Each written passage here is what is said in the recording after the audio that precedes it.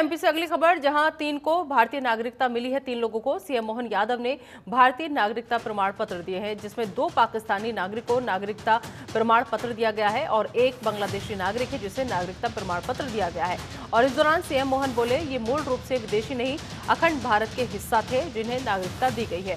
तो 2 पाकिस्तानी नागरिक शामिल हैं। 2 पाकिस्तानी नागरिक के साथ साथ आपको बता दें कि बांग्लादेशी नागरिक शामिल है जिन्हें नागरिकता प्रमाण पत्र जो है वो दिया गया है। खुद मुख्यमंत्री ने अपने हाथों से ये प्रमाण पत्र बांटे सीएम मोहन ने, और उन्होंने ये कहा कि ये लोग जो थे वो मूल रूप से विदेशी नहीं थे, अखंड भारत के ही हिस्सा थे, इसलिए इन्हें देखिए किस तरीके से नागरिकता का प्रमाण जो है वो दिया गया है। तो मध्य प्रदेश से अहम खबर, जहां 3 लोगों को भारतीय नागरिकता मिली है और खुद सीएम मोहन यादव ने भारतीय नागरिकता प्रमाण पत्र इन लोगों को दिए हैं, जिनमें से 2 नागरिक पाकिस्तान के बताए जा रहे हैं जिन्हें नागरिकता प्रमाण पत्र मुख्यमंत्री के हाथों सौंपा गया, और 1 नागरिक बांग्लादेशी है जिसे नागरिकता का प्रमाण पत्र दिया गया।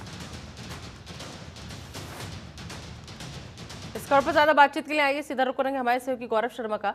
गौरव, जिस तरीके से एमपी से ये अहम खबर सामने आ रही है कि नागरिकता प्रमाण पत्र जो है वो बांटे जा रहे हैं, 2 पाकिस्तानी 1 बांग्लादेशी को दिया गया है, तो आगे और ज्यादा उम्मीद करें कि एमपी ही पहला वो राज्य बनेगा जहां पर बाहर से आए लोगों को सबसे पहले भारतीय नागरिकता का प्रमाण पत्र सौंपा जाएगा।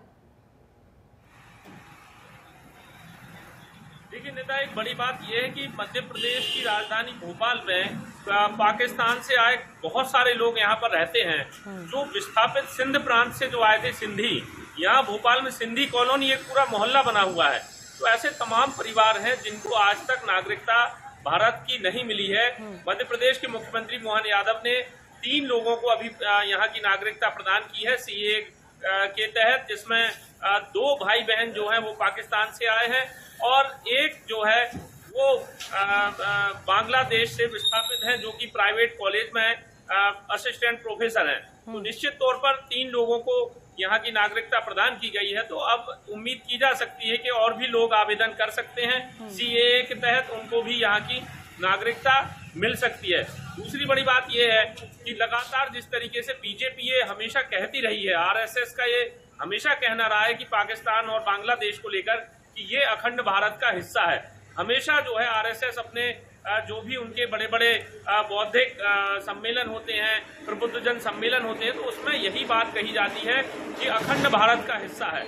यानी पाकिस्तान और बांग्लादेश को एक तरफ तो बांटने की बात की जाती है जब चुनाव होते हैं, और दूसरी तरफ जो है आरएसएस ये एजेंडा लेकर चलती है और बीजेपी कि पाकिस्तान और बांग्लादेश भारत से अलग नहीं है, ये अखंड भारत का हिस्सा है और एक ना एक दिन इनको भारत में शामिल किया जाएगा।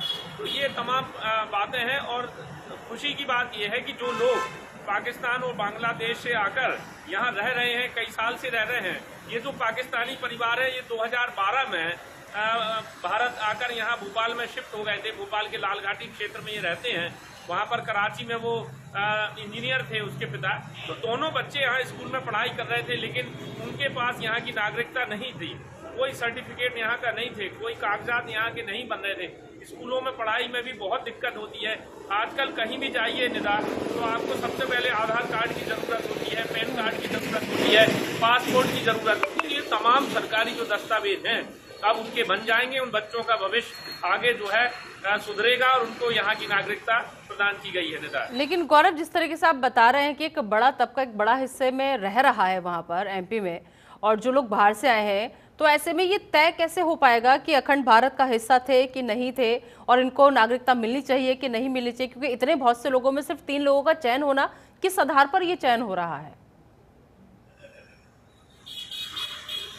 देखिए, निश्चित तौर पर अभी सबका जो है वेरिफिकेशन चल रहा है, डॉक्यूमेंट्स का भी वेरिफिकेशन चल रहा है, उनका इनपुट भी लिया जा रहा है कि जो लोग यहाँ पर आकर रह रहे हैं, कितने साल उनको रहते हुए हो गए, उनका बैकग्राउंड क्या है, कोई क्रिमिनल एक्टिविटी में तो वो शामिल नहीं हुए हैं, ये तमाम चीजें, उनके घर का परिवार का वातावरण क्या है, ये तमाम चीजों पर सरकार इनपुट इकट्ठा करती है। उसके बाद जो इनपुट सरकारी तौर पर निकल कर आता है, उसके बाद उनको नागरिकता धीरे धीरे प्रदान की जाएगी। निदा जी गौरव, ऐसे में उन जो परिवार है उनसे आपकी कोई बातचीत हुई? कितने उत्साहित नजर आए, और अब उनका जोश क्या कह रहा है कि जिस बात का लंबे वक्त से इंतजार था, आखिरकार उनकी वो मुराद पूरी हो गई? देखिए, निश्चित तौर पर जो कराची से जो परिवार यहाँ आया है उनसे हमारी बातचीत हुई थी। उन्होंने साफ तौर पर कहा कि मैं जो है वहाँ पर कराची में सॉफ्टवेयर इंजीनियर था, वहाँ के हालात बिगड़े, 2012 में यहाँ शिफ्ट हो गया रिश्तेदारों की मदद से, और बोले यहाँ आकर उनको जो सुकून मिल रहा है, भोपाल खासकर भोपाल जो है यहाँ के लोगों से उनका मिलना जुलना, आम लोगों से उनका यहाँ भी वो बिजनेस करने लगे हैं। सैनिटरी पैड का उन्होंने यहाँ व्यवसाय शुरू किया है। यहाँ के स्थानीय लोगों ने उनकी मदद भी की है, सरकार की तरफ से भी मदद की गई है, प्रशासन ने भी उनकी सहायता की है। तो निश्चित तौर पर बहुत खुश है। उनके दोनों बच्चे स्कूल में पढ़ाई करते हैं, तो निश्चित तौर पर पूरा परिवार जो है बहुत खुश नजर आ रहा है। निदा जी, चलिए गौरव, बहुत बहुत शुक्रिया इस तमाम जानकारी के लिए आपका।